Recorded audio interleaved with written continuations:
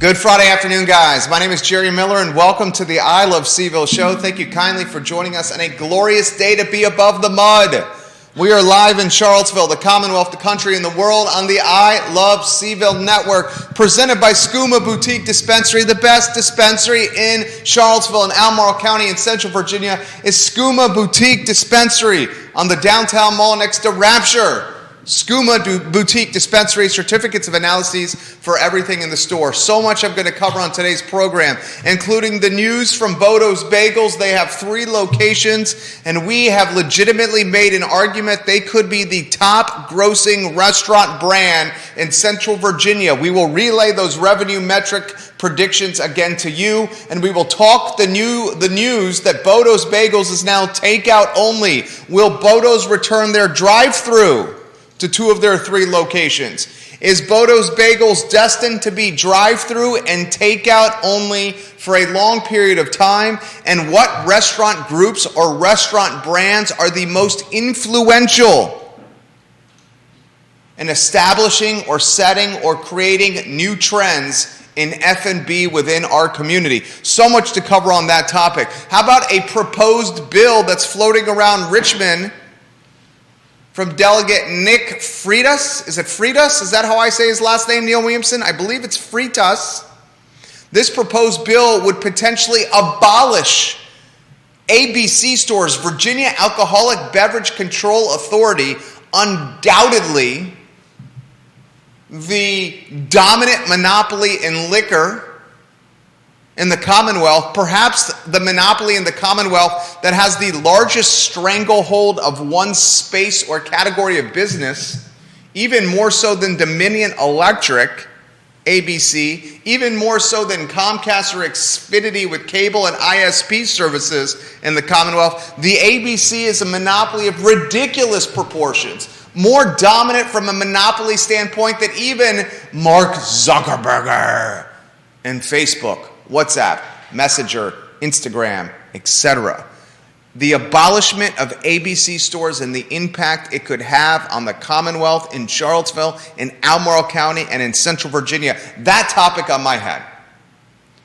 Packages, another topic for you. Packages are being stolen left and right from trains. You heard me correctly, from trains. It's now like the Wild West with thieves, with villains, with robbers, with ghost face killers, hijacking packages from trains all over America.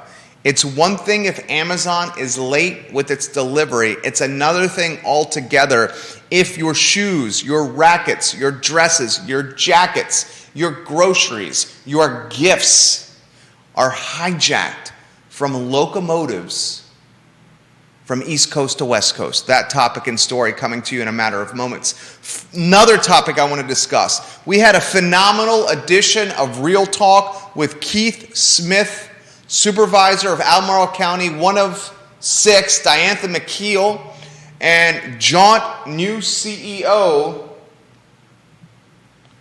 Ted Reek, about transportation in this community. One of the topics that made my brain explode was the opportunity or the potential of one unified, vertically integrated, economies of scale transportation system that serviced all of Central Virginia, perhaps branded the Central Virginia Transportation System.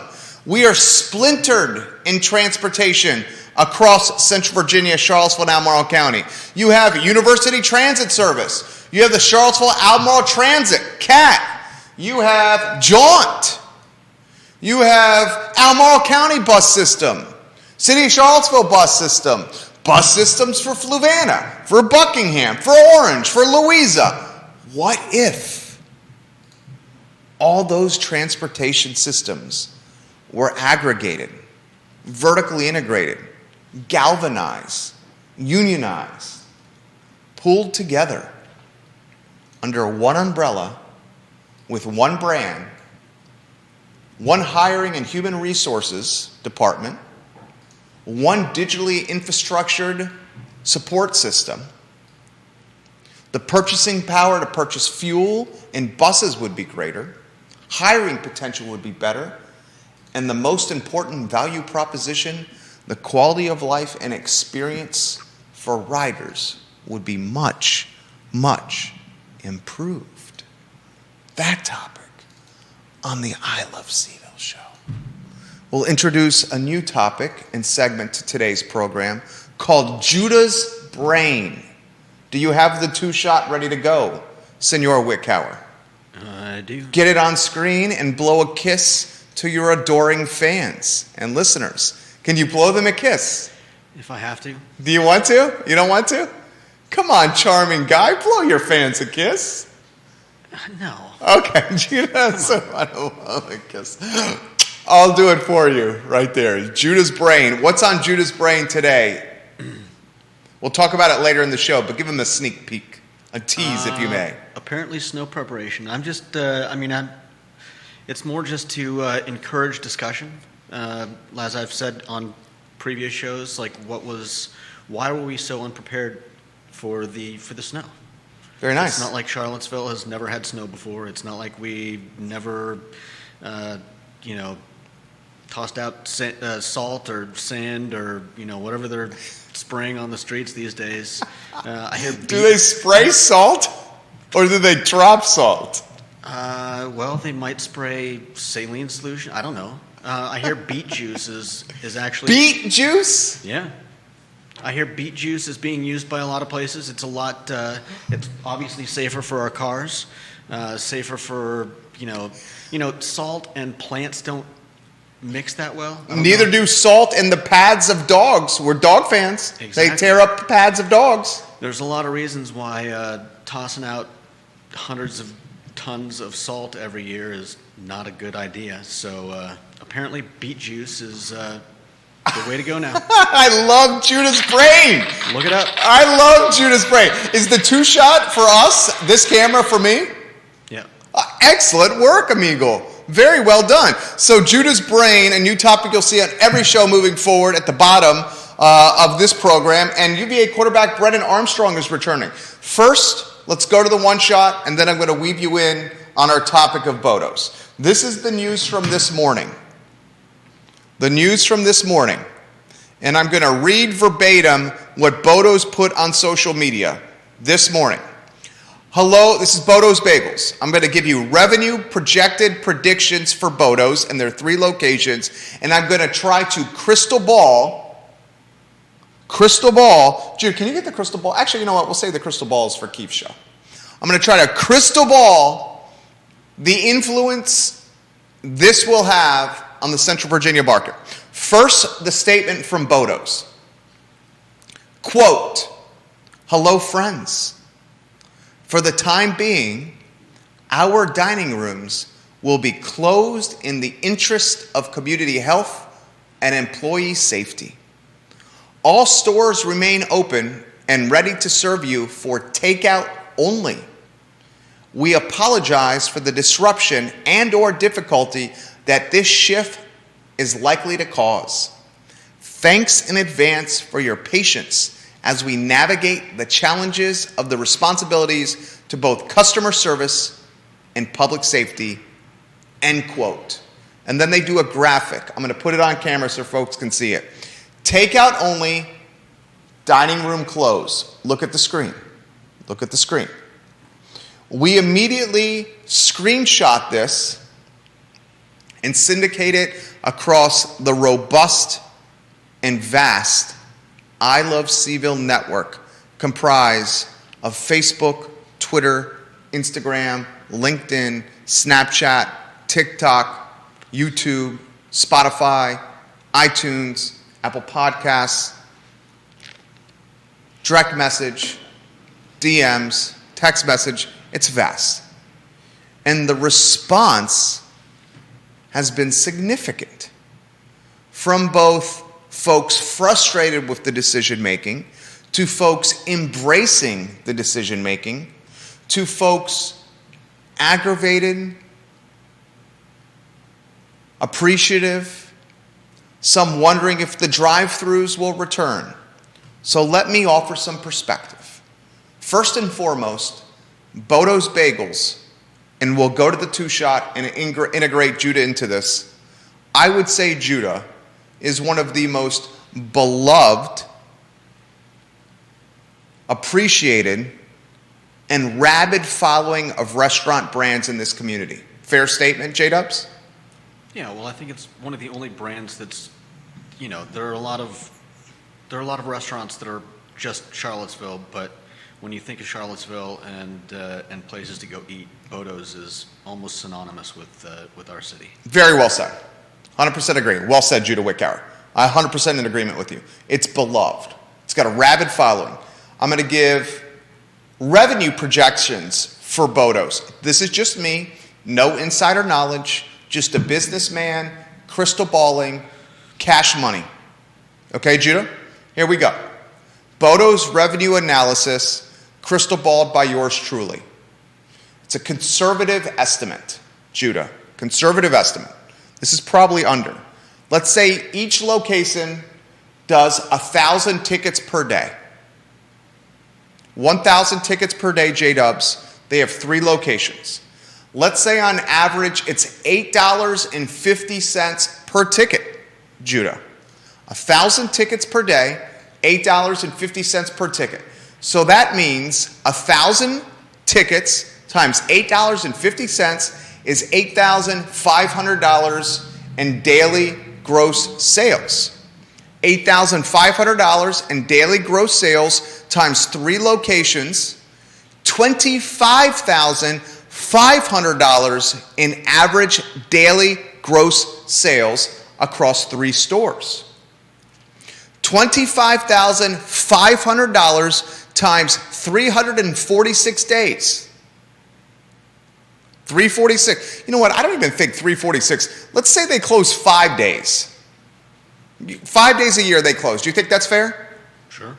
$25,500 times 360 days. They're going to close 5 days. I don't even think they close 5 days. Let's just say 5 days. That's gross revenues. How much do you think gross revenues? $9,180,000 in gross revenues across 3 stores in 1 calendar year. I'll give you those metrics again. 3 stores, 1,000 tickets per store. That's very conservative and low. But 3 stores, 1,000 tickets per store, $8.50 per ticket. That's a total of $25,500 in average gross sales across 3 stores per day. 360 days a year, 5 days closed. That's a total of gross revenues of $9,180,000. You know what that is, Judah? Nope. That's a lot of dough. Pun intended. That's a lot of dough. Okay? So we know this business is bona fide and a cash cow. Furthermore, the margin on bagels is unbelievable. It costs pennies to make a bagel. Literally pennies to make a bagel. And these are bagels. The bagel sandwiches are being sold for what, $5-6 each? Right? Pennies to make a bagel. There's a reason Bodo's is able to afford an army of team members and pay them a wage that is at the top of the pay scale for food and beverage in this community. Okay, those are all factual statements. So, here are a couple of questions. A couple of statements. We know Bodo's has 3 locations. We know Bodo's is a cash cow. We know Bodo's has a rabid and loyal following, arguably the most rabid and loyal following of any restaurant brand in this community. We know Bodo's is now pivoting to the takeout model only, J-Dubs. We know Bodo's in months past had a drive-thru at the Preston Avenue and Emmett Street locations. The logical question, as they've pivoted away from dining room to the pandemic to takeout only, logical ones for me, and I'm curious of your take, and I'll offer mine. Is this the future of Bodo's Bagels?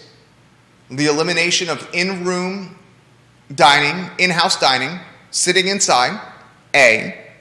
Is the future of Bodo's Bagels a takeout drive-through model only? C, third question, is the drive-through at Bodo's Bagels on Preston and Emmett Street good for safety and traffic patterns and traffic congestion in this community. And 4D, the last question I'm going to ask, is Bodo's the most influential food and beverage brand in Charlottesville, Albemarle County, and Central Virginia from a trend-setting standpoint? Judah, your thoughts on some of these topics? I mean, I hope that they're not going to give up their dining rooms. It's space lost, but I just think that as we've been talking about the pandemic becoming more endemic, I think this is a choice they made, but the fact that we don't see more restaurants going with this is, I think, indicative of the fact that we're moving away from the pandemic mindset. At this point, people either already have been vaccinated, or they're probably never going to be. And so at this point, I think we're just facing the consequences of our actions. If you decide not to, then, I mean, people are walking around, people are going to stores, people are eating out again. I think for the most part, most of us are moving on with our lives. And I would hope that that eventually Bodo's would allow people back into their dining room. As for, let's see, what was your other question? I'll jump in here. What? Okay. I'll jump in here. Bill McChesney, hello. Carol Thorpe, hello. Robert Libby, giving you some props on your Facebook page. He's a good guy. Robert Libby says hello. Haven't seen him in a long time. Okay, giving you some props. So feedback from viewers and listeners on this very topic. Brian Yeagle, friend of the program. We love BY. Love Brian Yeagle, right? You love Brian Yeagle. Yeah. He says this: I'm not sure quick serve restaurant type locations like Bodo's, Roots, the salad company, salad bowls, etc., want or need indoor dining anymore. Maximize production space, focus on order ahead pickup, and an online digital footprint like apps for phones. That is literally Roots' model. Roots, if you've ever been on the UVA corner, has a line literally all the way down the UVA corner around lunchtime. They also have created a second location where it's only pickup associated with an app on your phone. So Brian Yeagle Bombs, we love you, Brian Yeagle. Not sure, he says, quick serve restaurant types like Bodo's or Roots want or need indoor dining anymore. Maximize production space, focus on order ahead pickup, and an online footprint. That's my 2 cents. Now, Chris Mead, he's got a big, beautiful brain as well, from Richmond, Virginia. Someone I grew up with. Diehard New York Mets fan, Chris Mead. Phenomenal at Algebra 2 trigonometry, Chris Mead. A gentleman who knows baseball trivia inside and out and Seinfeld trivia, Chris Mead. He responds with this, which is a response to Brian Yeagle's comment. Any more is a long time. Every business is different, so it's hard to say what will work and for whom. But generally speaking, there are not that many 100% takeout restaurants for a reason. A lot of people are only willing to spend restaurant prices if they can comfortably eat the food they just paid for right after they buy it or get it. No point in retooling your business, that's lots of money and work, unless you know the retool will increase sales enough to offset the loss of all those folks that want to eat their food right then and there. End quote. Chris Mead, smart man from Richmond. Good Judah points. Wickower, jump in here. I think those are good points, and yeah, it's not like the Bodo's dining room was something like the downtown grill. It's more akin to a cafeteria, but he's right. Some people just want to get their food and sit down, especially when you're getting something like eggs. Who wants to cold eggs? Who wants to take the 15, 20, 30-minute drive home and end up with a cold egg bagel or cold soup or whatever it is that you're buying there? I think You know, if Bodo's decides that their dining room isn't profitable, then maybe this will be a permanent thing. But I think Chris's points are very valid. That there are a lot of people that don't want to just pick up food and go drive somewhere else, whether it's home or somewhere they can sit and actually eat their food. Brian Yeagle responds with this on Twitter. Very true in commenting to Chris Mead's comment. I think the influx of delivery and convenience has skewed how we look at restaurant prices. My generation pays crazy amounts of money weekly or daily to have food delivered right to them without leaving their dorm, their house. Convenience is king for us. Brian Yeagle, I believe you are still 30 years old and under. Brian, are you in your upper 20s? I believe you are, Brian Yeagle. I love your perspective. Here are my thoughts. Are you ready? We have a labor shortage in food and beverage, correct? Sure. We have a labor shortage. And because we have a labor shortage, employees in the F&B space are able to command a wage, an hourly wage that they've never been able to command before. It's very high because there's a shortage of supply of workers. Furthermore, we have governments, local, state, and federal, that are prioritizing increasing minimum wages to more of a living wage, raising wages. So let's assess what's happening. Let's consider macro and micro trends.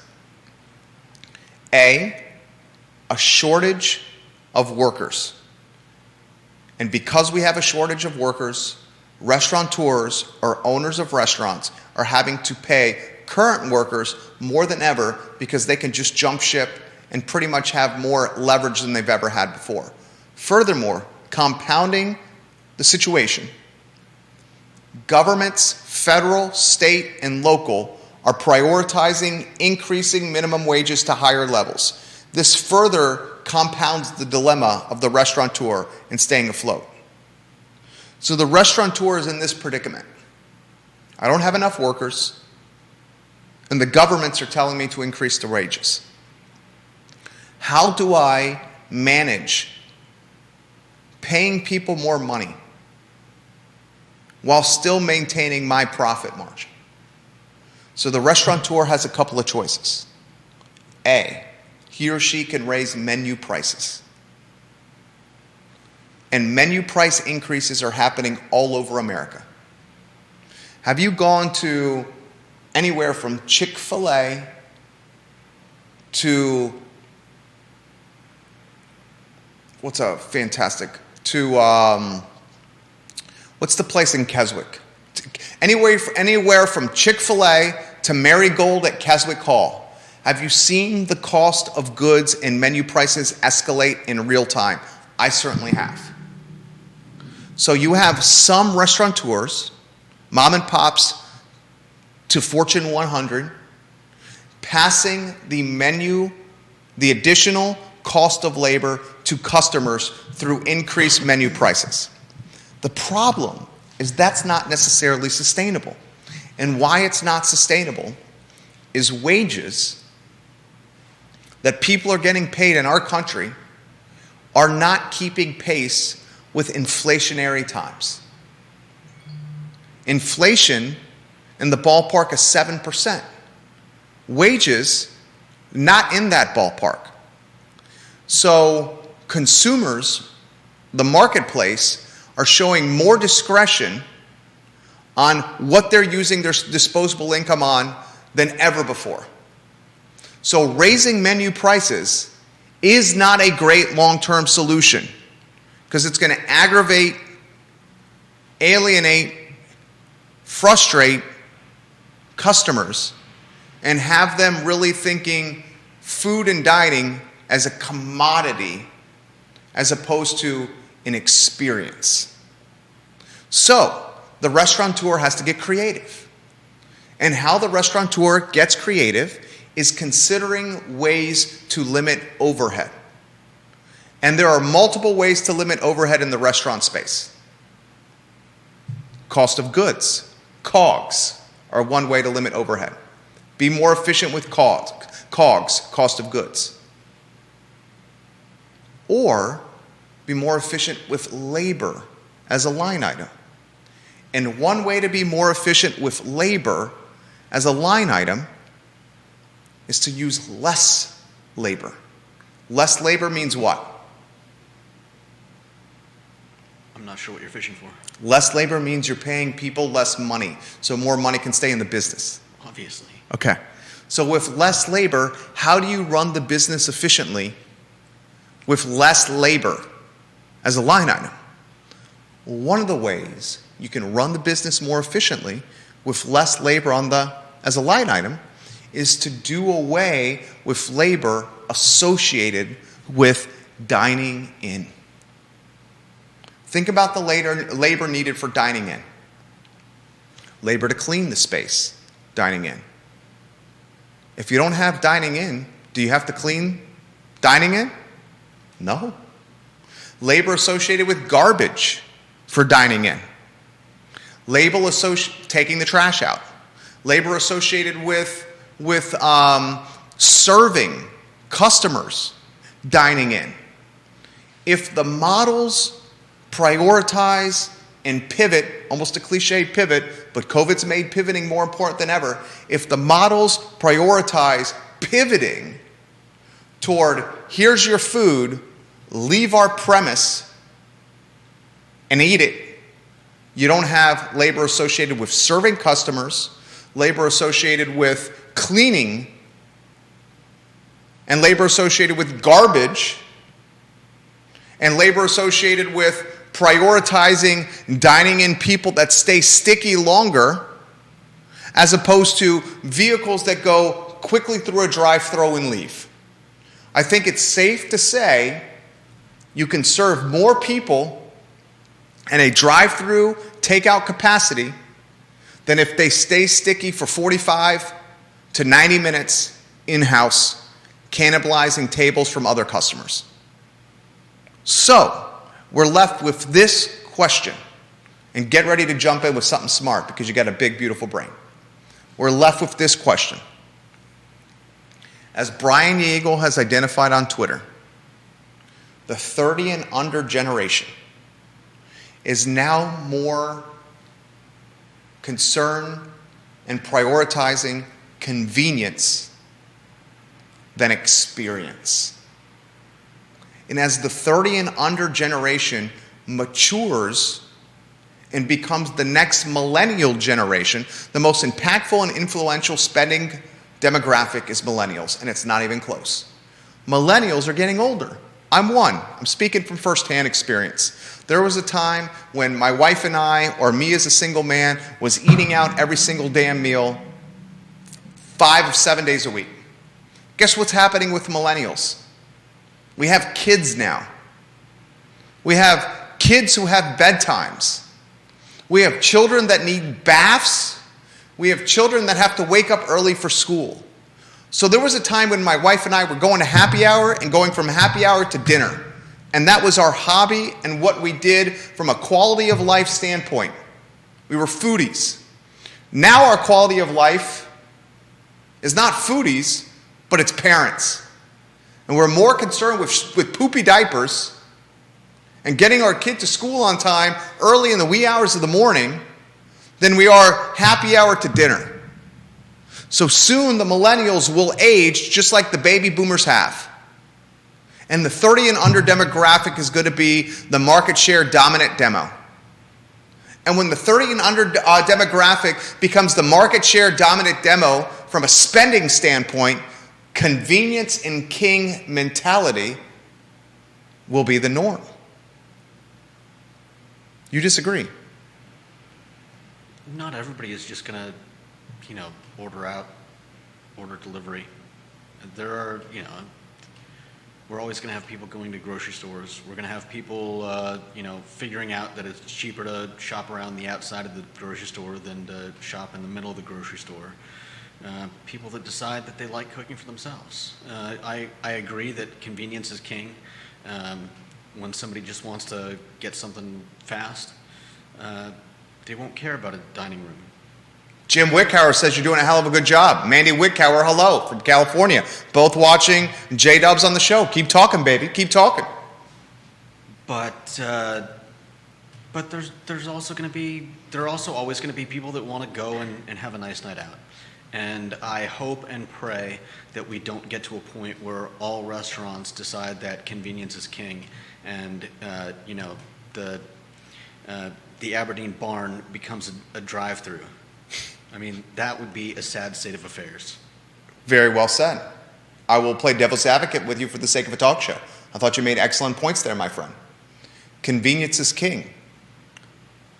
Perhaps it's not convenience is king, but convenience is survival. Are we getting that bad?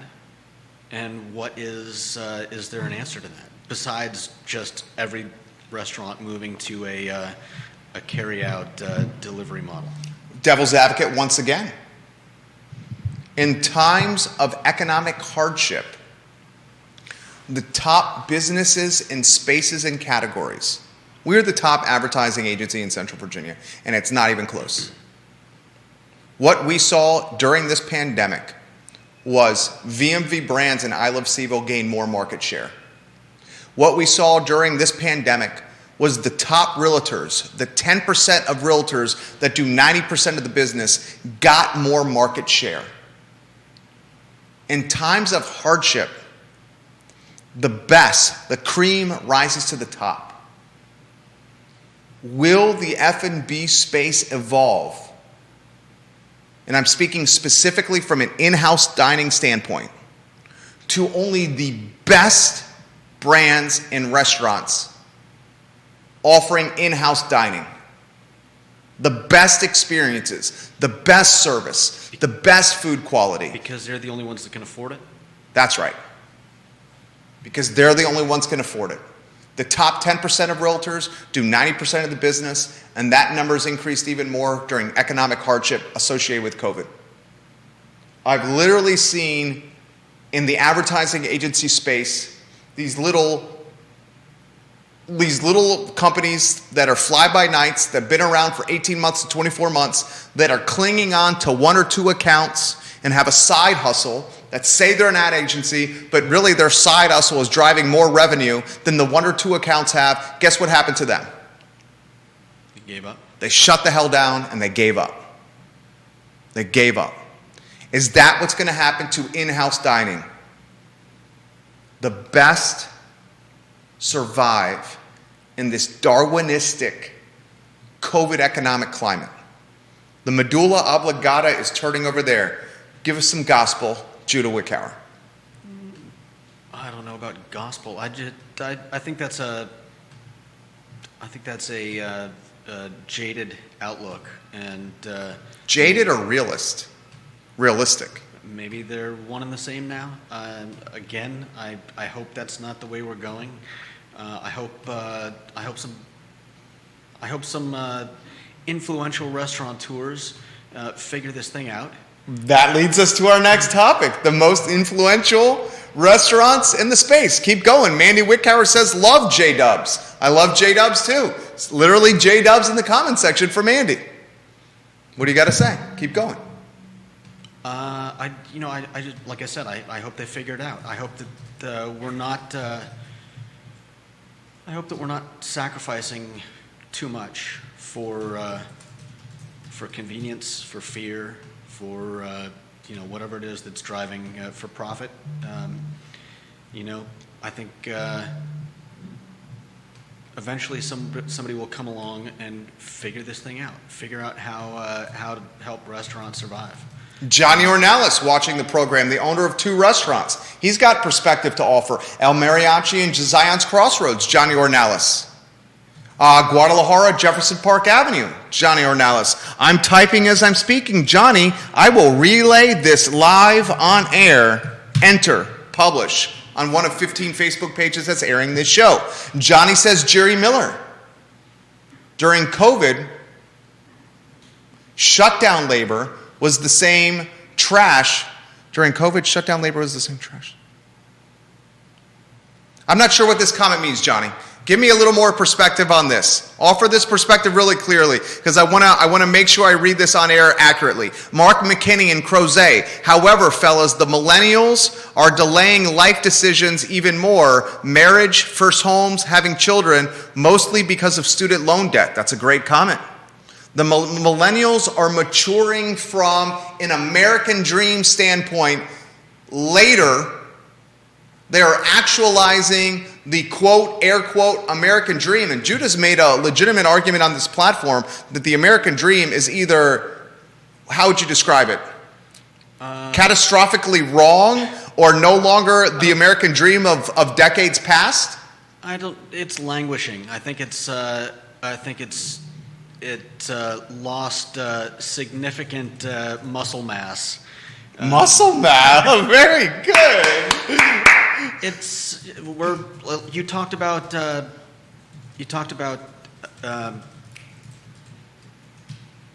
costs of labor not keeping up, and it's not keeping up with a lot of things. It's not keeping up with housing costs. It's not keeping up with the cost of living, and I think this is what I mentioned previously, in that we're not in a place where somebody can get married and have one of the partners hold a job and be able to afford to feed the family, own a home, and all the other things that come along with family life.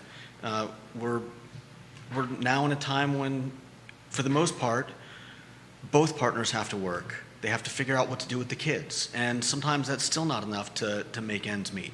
Sometimes one of the partners has to work 2 jobs, and I think not enough people are looking at that and saying something is wrong. The American dream isn't the same that it used to be. It's not, you can still work hard and make something.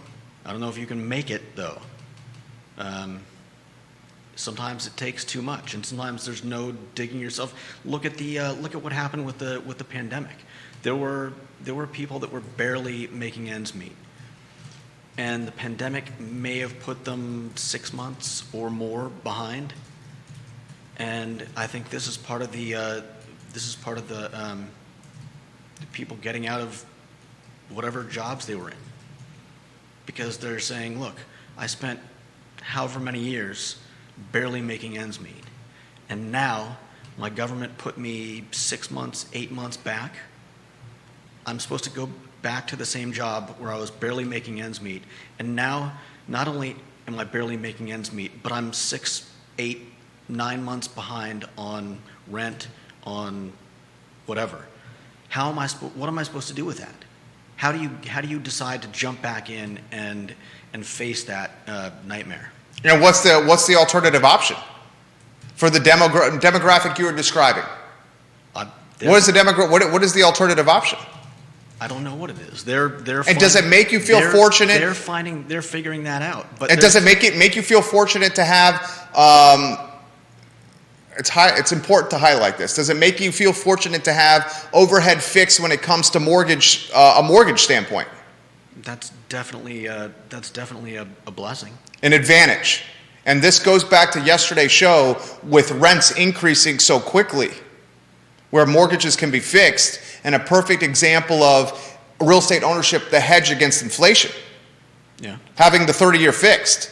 Because the 30-year fix, as we both have, and we thank the Lord, we're both God-fearing people. Now that's been earned by both of us through some grind, but that 30-year fix certainly limits financial exposure in these crazy Wild West economic times. Yeah. Have you thought about that? Yeah, it's definitely a blessing to have a mortgage, not have to worry about a landlord who's going to 20 to 30% we were talking yesterday. I mean, yeah, that's just that's robbery. It's disgusting. You've still got taxes going up, but I mean, the government is always going to ramp things up. That's why we've got such a mess with with inflation.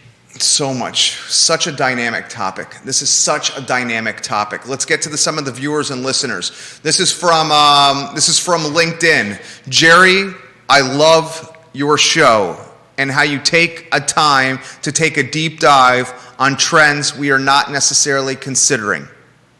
One thing to consider with Bodo's is the impact they have on the labor market with all the folks they hire. I bet across their 3 stores, they have somewhere between 100 and 200 employees they rely on and pay well. If you remove in-house dining from their 3 locations, you will certainly lose well-paid folks from the labor force. Kelsey on LinkedIn. It's a great comment.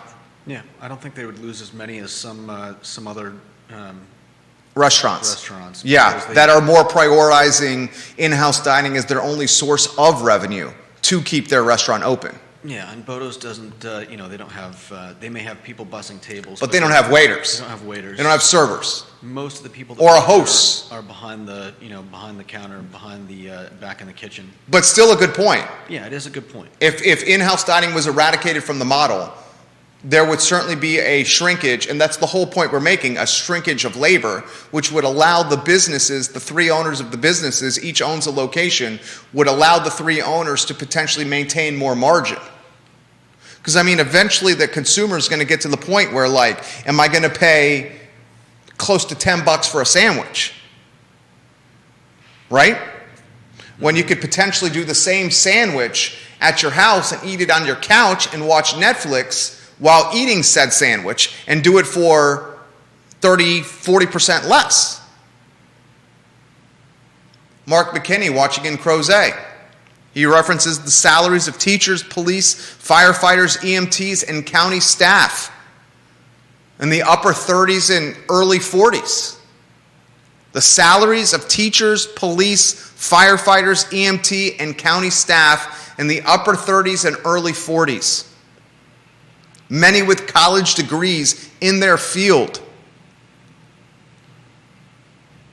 Bill McChesney, you were talking about less cleaning labor and on-site trash at Bodo's without dining. Johnny Ornalis is saying that with drive-thru and pickup, those 2 factors don't change. I slightly disagree. If you don't have folks eating inside, you don't prioritize or have to clean the bathrooms or buy the cleaning goods, the mops, the Clorox, the soap, the paper towels, the toilet paper, the associated water expenses. Dishwasher has a lot less to do. Dishwasher, well said. Do you even need a dishwasher? Well, if it's takeout only. You got to clean the pots and pans. You got to clean the pots and pans, but you don't need the dishwasher to the same. I would say the majority of what the dishwasher is doing from an in-house dining is cleaning the plates and the glasses and the silverware. Oh yeah, a cook could probably clean the pots and pans in, at the end of the night, whereas during the day you would need someone constantly washing dishes to cycle through, and for each what do you call it? Dining turn. Yeah. Turn of the tables. Yeah. So a next question we ask. And you guys, the show is blowing up on all social media. We'll get to the Instagram, we'll get to the Twitter, we'll get to the LinkedIn, we'll get to the comments coming in.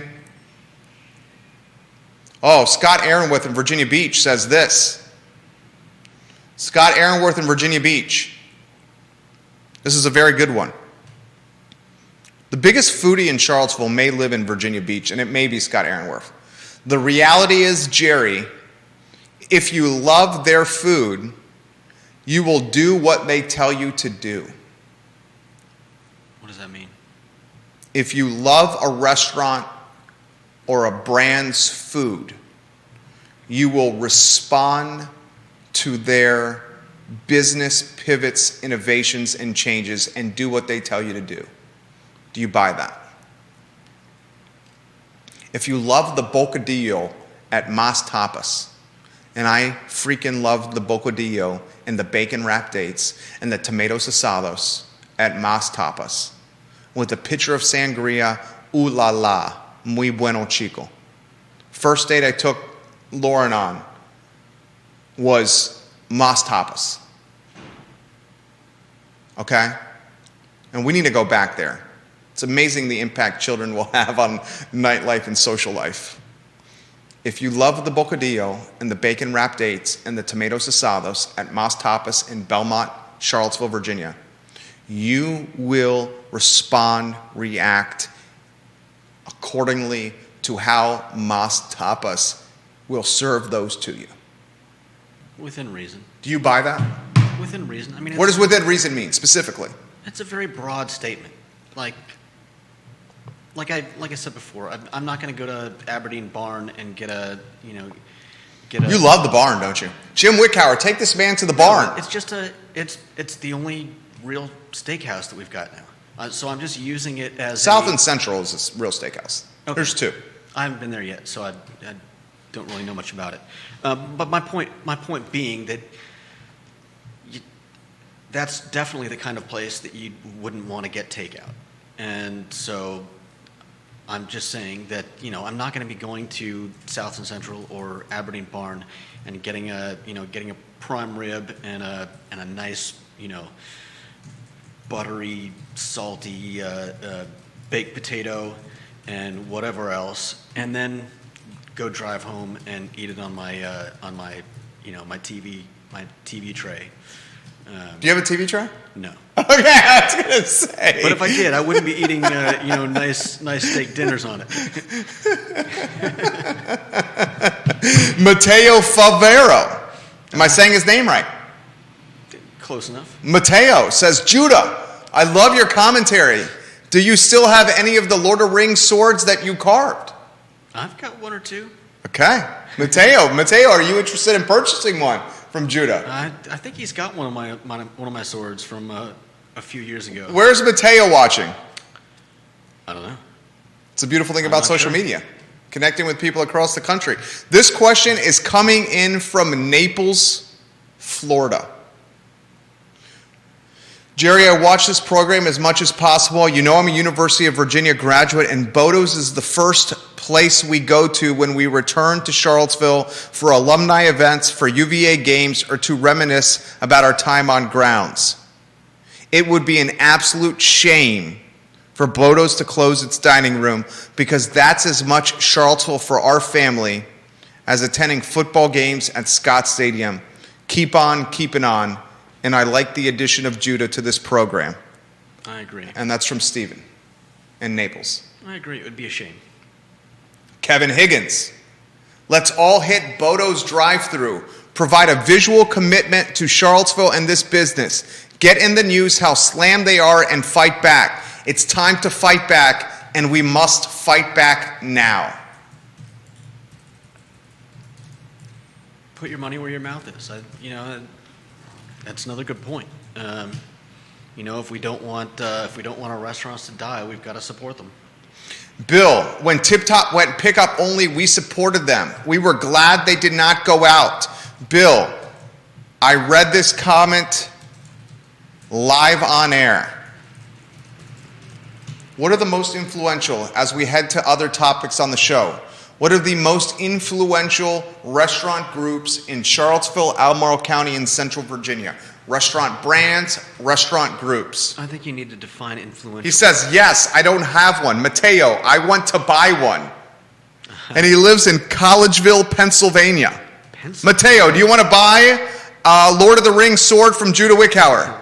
Judah Wickhauer, how much will you price a Lord of the Rings sword for Matteo? Make sure you consider cost of goods. Make sure you consider rising cost of labor, inflationary times associated with postal costs. I don't know if any of my woodworking equipment is still working, but that would be fun. And he's right. It was someone else I was thinking of. Another friend of ours that has one of my swords. So did you put a price on? I mean, you're about to close the deal here. Close the damn deal. I don't even know if I can make him a sword. What? I don't know. Is not part of closing the deal? If he can get me 9 other orders, that makes 10 total orders. I'll give it a thought. Judah Wickhauer is a Lord of the Rings swordsman designer. 10 orders, And he gives it some thought. I would think your threshold of units ordered should be higher than 10 for you to go into the game of purchasing wood swordsman making equipment that sounds quite costly.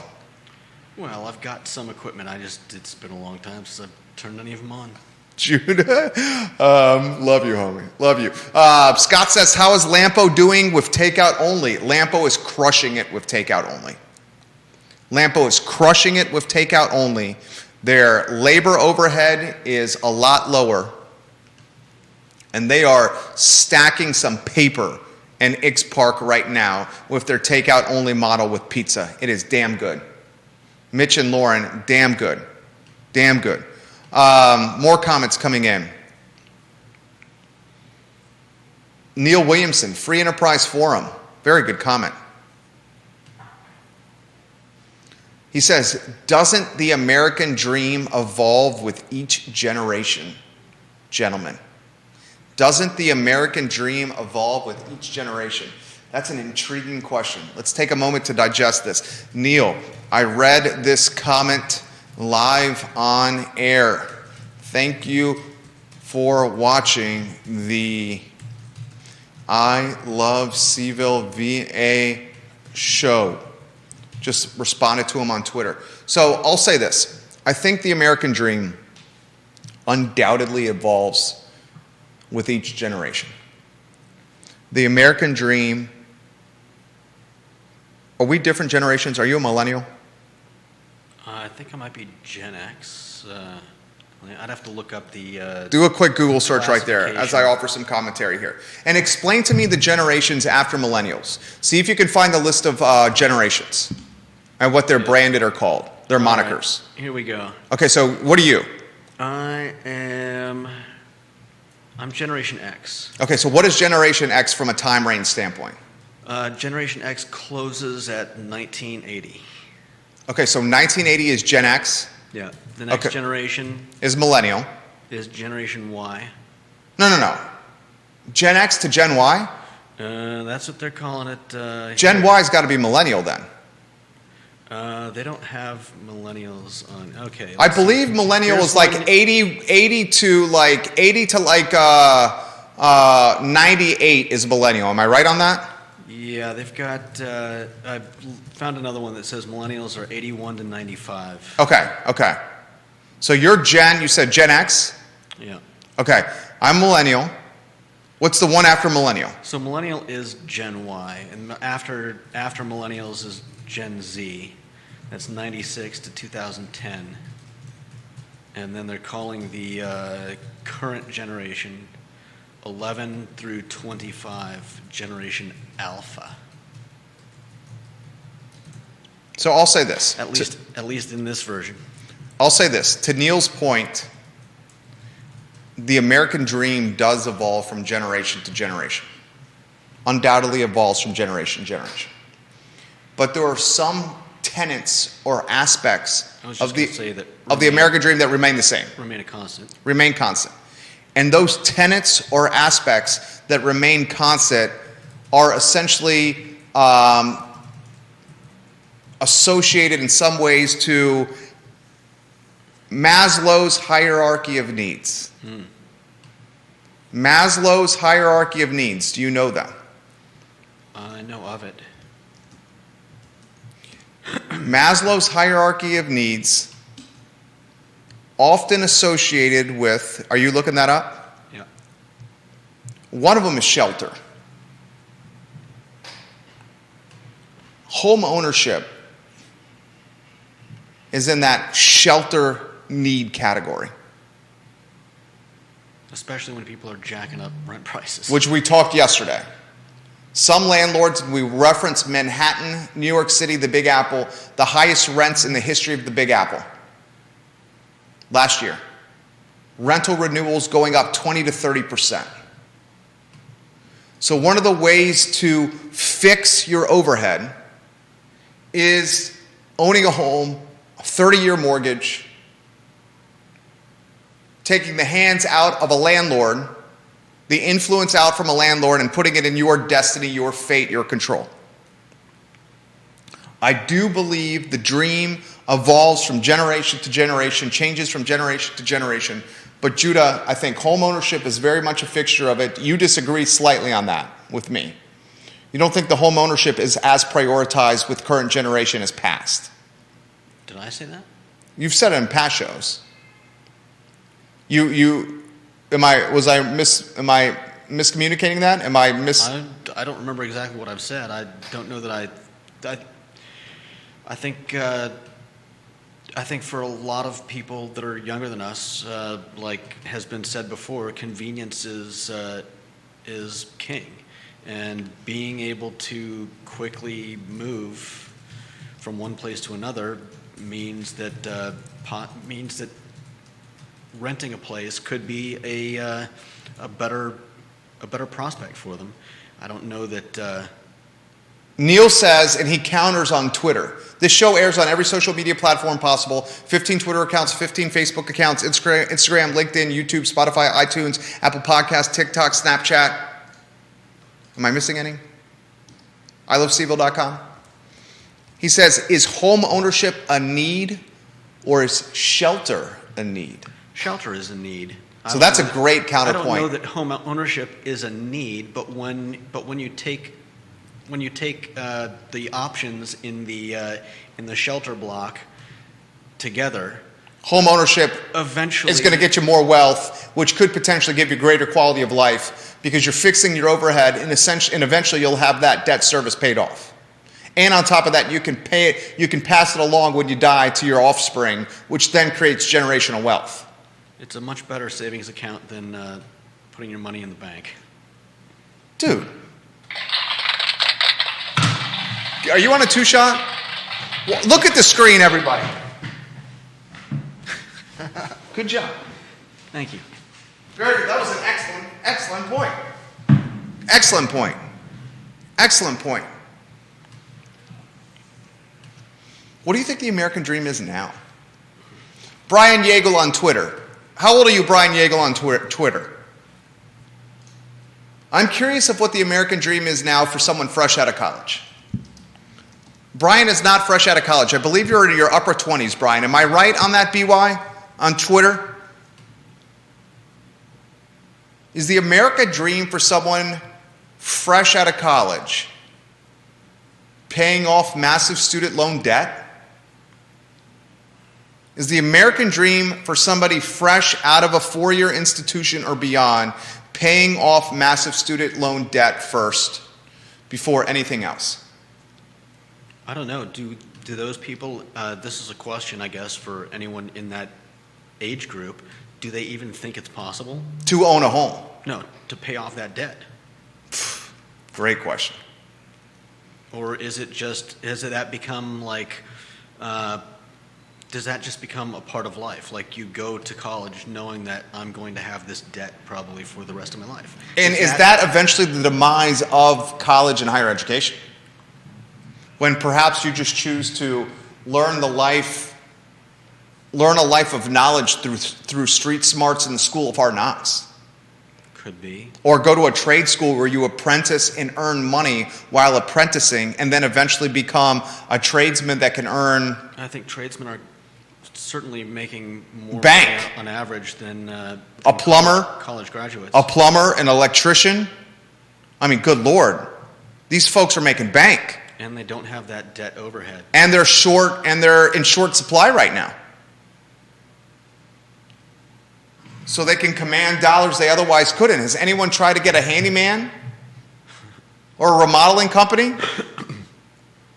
It ain't easy, guys.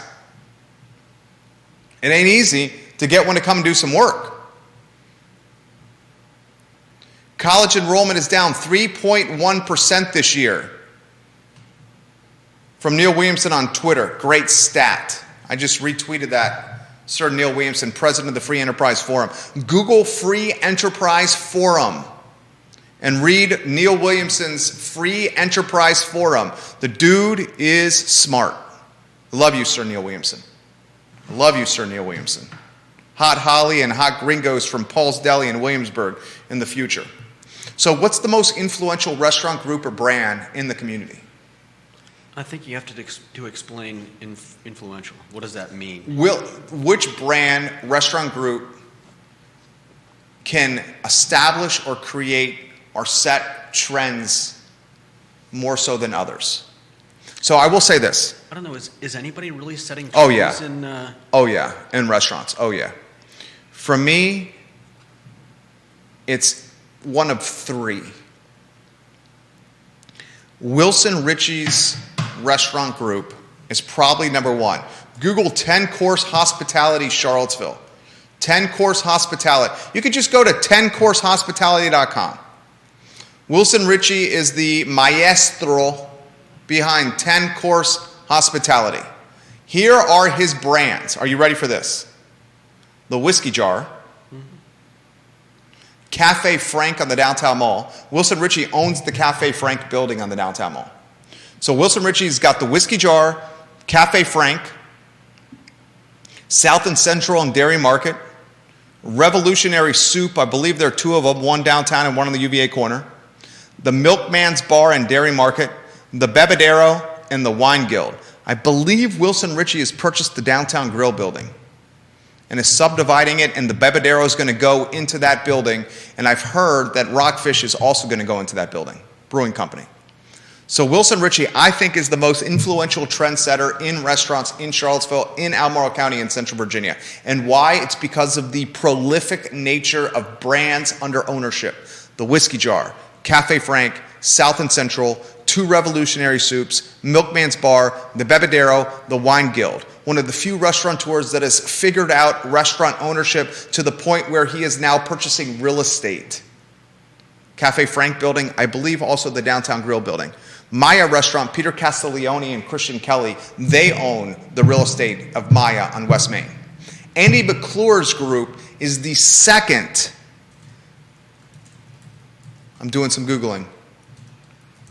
Andy McClure's group is the second most influential restaurant group in this community.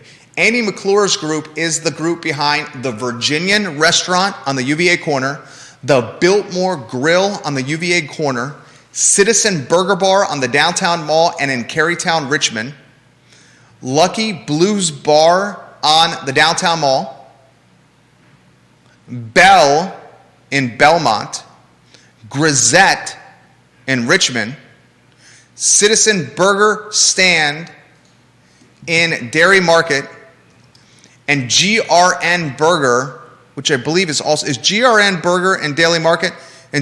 Yes, it is. So Citizen Burger Stand, and GRN Burger are both in Dairy Market. You gotta explain that one to me. But it's two brands, both in the same location. And he's vertically integrating his food model by also owning Rapid Repair Refrigeration, a refrigeration repair company that services certainly his restaurants at cost probably, and then creating a profit center where Rapid Repair Refrigeration is servicing other restaurants as well. That's called vertical integration. Andy McClure purchased the Citizen Burger Bar Carytown building. Few restaurateurs are able to make the leap from restaurant ownership to real estate ownership. I've identified three for you. Wilson Ritchie, Cafe Frank, I believe also the Downtown Grill, he owns both buildings. Definitely Cafe Frank. I'm pretty darn sure Downtown Grill. Andy McClure owns the real estate that is Carytown Citizen Burger Bar in Richmond. Peter Castiglione and Christian Kelly own where Maya Restaurant is located on West Main. So I have identified two of the most influential restaurant groups in Charlottesville, Albemarle County, and Central Virginia. Wilson Ritchie's 10-course hospitality. Find it online, 10coursehospitality.com. And Andy McClure's Virginian Restaurant. You can find it on the Virginian Restaurant Company, and that URL is virginianrestaurant.com. Virginianrestaurant.com. I think the third most influential one is Bodo's Bagels. Bodo's Bagels.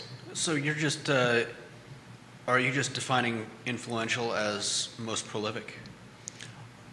I'm defining influential as prolific for brands under ownership, prolific from yearly gross revenues, prolific from labor, people accounting for ownership from a labor pay my bill standpoint, I work for you. and I'm defining as influential as trend-setting. Trend-setting. When Andy McClure, and which company designed the Citizen Burger Bar brand identity? V&V Brands. Remember? Yeah. Girlfriend, my ex-girlfriend at the time, and I, a bottle of wine, we did some design on a napkin, and then you and I, on computers, flushed it out. Do you remember? Yeah. Ex-girlfriend and I, on a napkin with wine over some days, designing what it's going to look like, the brand on a cow, and then we flush it out, and it's now on the downtown mall.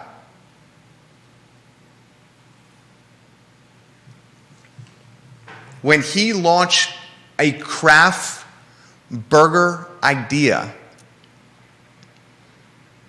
it was not the rage it is now. And now you consider craft burgers, and they are everywhere. They are literally everywhere in this town. That is influential. That is first-to-market innovation that is copycatted by peers and colleagues and competitors alike. Wilson Ritchie, approachable on the downtown mall. He was one of the first. Revolutionary soup, whiskey jar. Now you're seeing dining on the mall become way more approachable than the white tablecloth, white napkin, cloth napkin that it used to be. At one time at the downtown mall, if you were going to go out for dinner in the city of Charlottesville, it was a white tablecloth and a cloth napkin type of environment. Got dressed up. Now you look at the restaurants of the downtown mall, there is much more paper napkin, no white cloth, what's it called, that thing that you put over the table? Tablecloth? The tablecloth. It's called a tablecloth. There's much less tablecloths and much less cloth napkins and much more paper napkins and no tablecloths. Let's rattle off a few off the top of our head. Rev Soup, Whiskey Jar, the Bebedero. Those are 3 from Wilson. Citizen Burger Bar, Andy, Jack Brown's, Harrisonburg, Brand, Tillman's, Tonic, Lucky Blues, right? It's become way more approachable. Okay. That is a Wilson influence. I think the 3 most trend-setting restaurant businesses, and the topics, these other topics we're going to have to save for another day. We'll analyze the topics of ABC stores shutting down. The biggest freaking monopoly in the Commonwealth of Virginia is the ABC. These people are like the mafia of liquor. Oh, you have to go to a government-owned store to buy your hard liquor. And we're going to tax the HE double hockey sticks out of the liquor makers, screw their margin, and we're going to keep it all. Greedy government. There's a bill circulating around Richmond right now that will abolish, die, crush, kill, annihilate ABC stores. And I say, bring it the F on. I think it's a good thing. More options on the market, the better for the consumer. Competition creates accountability. That topic on Monday's show. Amazon packages being hijacked, robbed, and stolen from trains on the go all over the country. That topic on the I Love CVille show on Monday. The Central Virginia transportation system, aggregating all transportation in Central Virginia under one brand and creating a new authority for the betterment of the marketplace and riders alike. That topic on Monday's edition of the I Love CVille show. And Judah's brain, snow preparation. I don't know if we can do that because that would be right in the middle of the storm right there. But we're going to issue a Judah's brain every show. It was more of just a question. Well, I learned beet juice. Yeah. Can you say that again? Beet juice. Beet juice for what? beet juice for keeping snow and ice off the roads. Who knew that beet juice was a solution for keeping snow and ice off the road? That's freaking amazing right there. He reads a lot. I'm telling you right now, beet juice. That topic, beet juice, on Monday's edition of the I Love CVille Show. And UVA quarterback Brennan Armstrong is returning for another year. I want to talk restaurants for about 5 more minutes, and then we got to get the HE double hockey sticks out of here, because yours truly has a new client meeting, hopefully closing a deal at 2:45 this afternoon.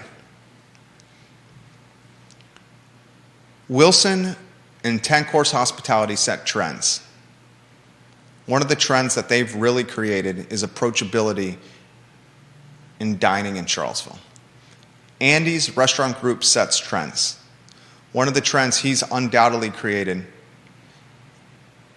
is the customized burger bar, elevated burger in the city of Charlottesville. You roll your eyes. You disagree. No. It's not that I disagree. He was the first. I mean, Boylan Heights was technically the first, but he made it ubiquitous.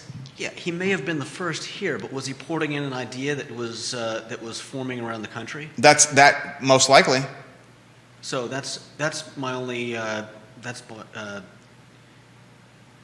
why I'm questioning the influential. You know, a lot of these things. But it takes cojones in vision to be the first one to do it in an area. That's what I'm saying. Fair enough. That's what I'm saying. Not only cojones in vision, but money. Money to do it. Mm-hmm. And to be the first to try it when everything else was on the downtown mall at the time, white tablecloth and white napkin. Not everything. What then was not? Because when Citizen Burger Bar... Christian's Pizza's takeout. All right, I'll give you Christian's Pizza, and Rev Soup was open at the downtown mall when Citizen Burger Bar opened as well. Miller's more of a bar. Okay. The majority of restaurants at that time were fine dining. Okay. It was fine dining. You've got to give me that.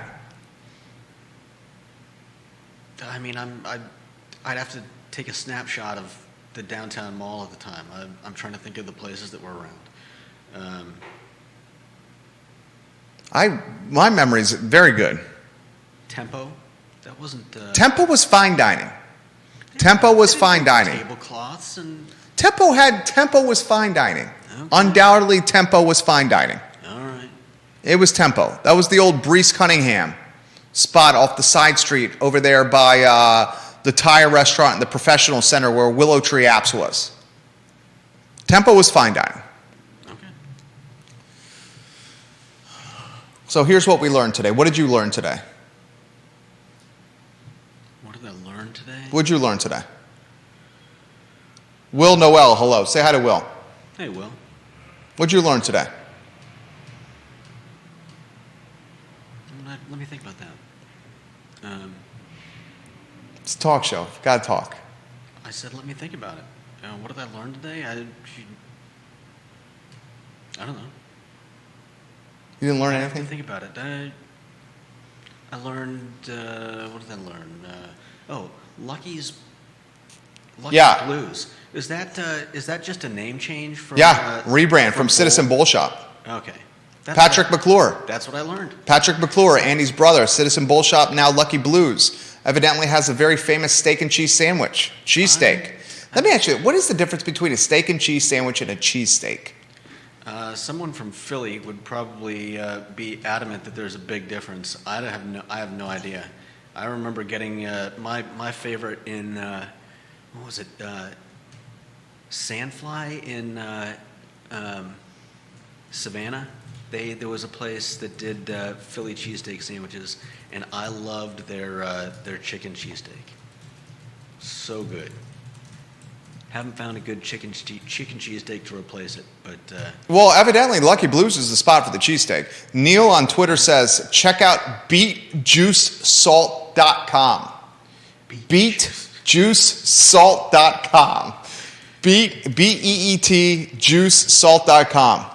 It's literally what you're talking about. Beet Juice Salt, Ice Melt headquarters. Beet Juice is becoming a very popular snow and ice fighting tool. I did not know this. I learned that beet juice is a way to remedy snow on roads and ice on roads. They're Their website makes me want to cry. Their website needs VMV brands badly. Jesus, Their website makes me want to cry. But still, it's what you're talking about. Yeah. To Neil's point, it's what you're talking about. Yeah. No, I mean, think about it. Look at the cars out on the I know. out on the road. It's disgusting. It's disgusting. Would you rather have your cars be salty or turn red? Or no, if you do beet juice, so would it take away business from the car wash business? You're saying if beet juice was utilized, the car wash business would still get revenue? Because after snowstorms, some of the best times, Scott Aaronworth in Virginia Beach. Judah, does the beet juice have to be organic? Oh God, that was hilarious, Scott. That's going to open up a can of worms we do not want to open up. No, we don't need to go down that road. Yeah. Somebody would insist. You're saying the woke demo would insist that the beet juice that treats the roads as organic beet juice? Is our city using organic beet juice, or are they, Kevin Higgins, I think the American dream is being able to hug a friend like you just did and not feel like you are transferring something. When that's past us, it's game on. Say it again. He says, I think the American dream is being able to hug a friend like you just hugged Judah and not feel like you are transferring something to them, meaning COVID. When that is past us, it's game on for the American dream. Well said. I think that's that is a good part of it. Some of us may have lost that. I think others of us haven't. But dude, have you ever been in a new place, like meeting somebody? Like we just had Ted Reek come in for our first show, the CEO of Jaunt. Immediately, you and I went to shake his hand. Have you seen someone now for the first time, gone to shake their hand, and then the other? Because you and I are handshakers. Yeah.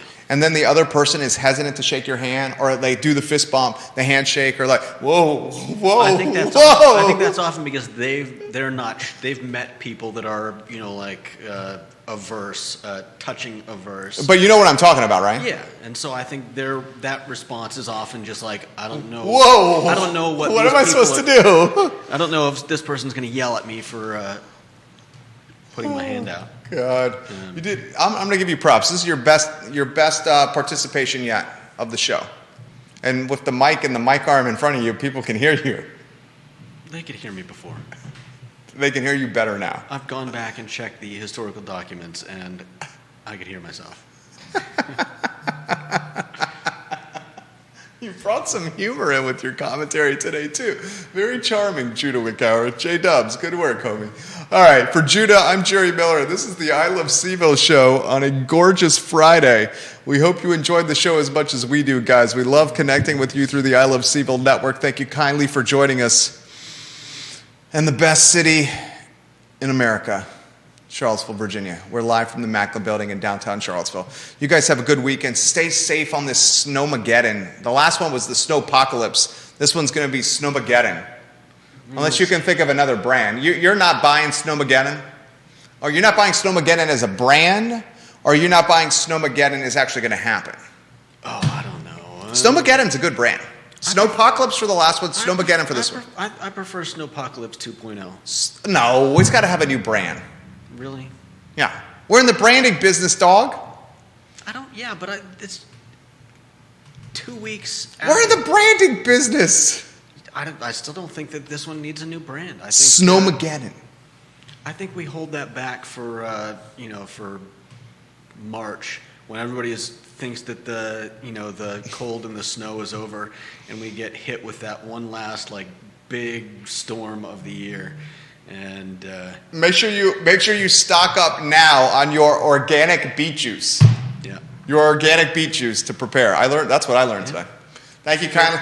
Fill your squirt guns and spray down your walkways. You want them to take Super Soaker 5000s and fill them with organic beet juice? Would that not be awesome? That would be awesome. An army of VDOT people walking down the street, just spraying the roads. Scott says he fist pumps his criminal clients instead of shaking their hands. Scott, I'm not exactly sure what that's saying. Right. All right, we're peacing out. Judah, great work today. He's Judah. I'm Jerry. This is the I Love CVille Show. So long, everybody. Organic beet juice in a super soaker body house.